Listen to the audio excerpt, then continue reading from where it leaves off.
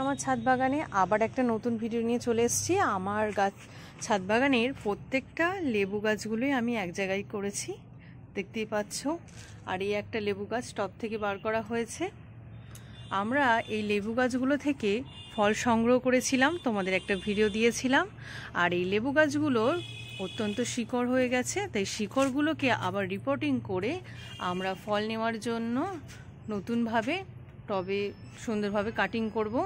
আর এখানে আমরা নিয়েছি সবজি পচা শুকনো করা মাটি, আর এর মধ্যে আছে হাড়কুচি, নিম খোল, সর্ষের খোল, সব কিছুই মেশানো আছে।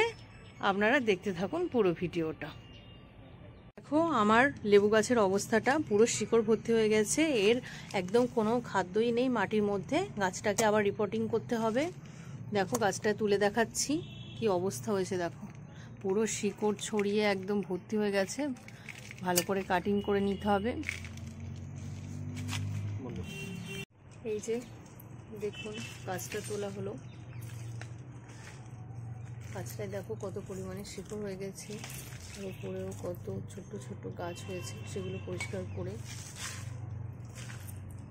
গাছটাকে রিপোর্টিং করা হবে। গাছের গোড়ার থেকে মাটিগুলো বার করে নেওয়া হচ্ছে।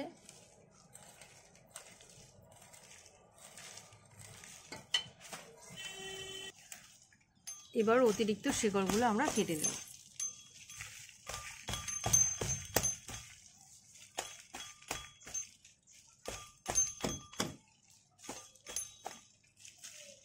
গাছে এতটা শিকড় হয়ে গেলে গাছ আর খাদ্য পাবে না, আর ফলও কিন্তু হবে না।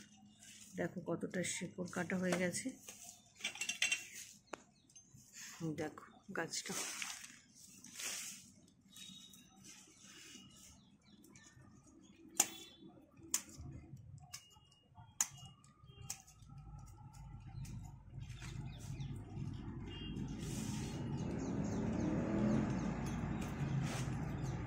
আপনাদের বাড়িতে যে গাছগুলো থেকে ফল নেওয়া হয়ে গেছে, সেই গাছগুলো আপনারা এভাবে রিপোর্টিং করে নিতে পারেন। আমরা যেভাবে করছি ভিডিওটা আপনারা অবশ্যই দেখবেন। এইবার খোলামকুচি দিয়ে ড্রেন সিস্টেমটা ঠিক করে নিলাম। বলবে তুমি বলবে? আচ্ছা আচ্ছা, হ্যাঁ দেখো দেখো ওই দেখো বাবা কি করছে দেখো।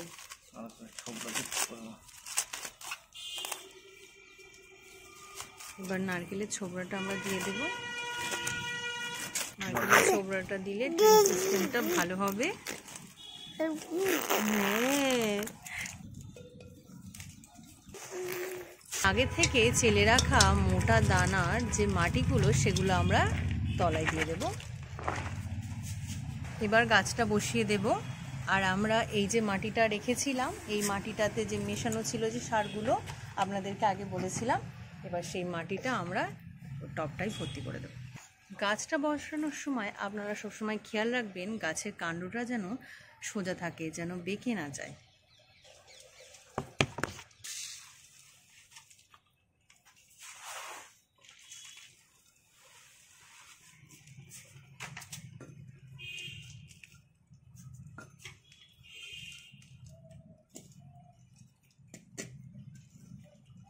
মাটিগুলো ভালো করে সেট করে দেবেন, যেন গাছটা পরে পড়ে না যায়।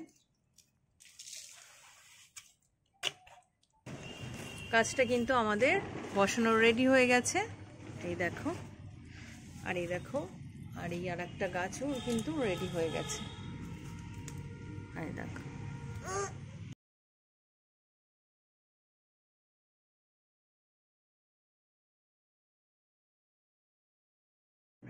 এভাবেই প্রত্যেকটা গাছই আমরা একই রকমভাবেই গাছগুলো রিপোর্টিং করে নেব।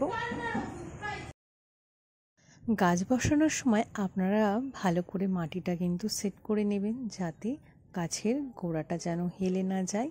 এইটা সবসময় খেয়াল রাখবেন, তাহলে কোনো অসুবিধা হবে না। আর টবে গাছটা সেট করা হয়ে গেলে আপনারা দেখে নেবেন যে ড্রেন সিস্টেমটা ঠিক আছে কি না। কীভাবে দেখবেন?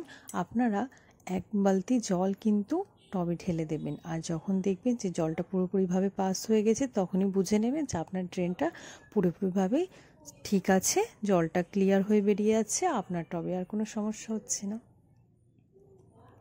গাছ বসাতে বসাতে আমাদের মাটি ফুরিয়ে গিয়েছিল, তাই আবার কিছুটা মাটি আমরা টুকে নিয়েছিলাম।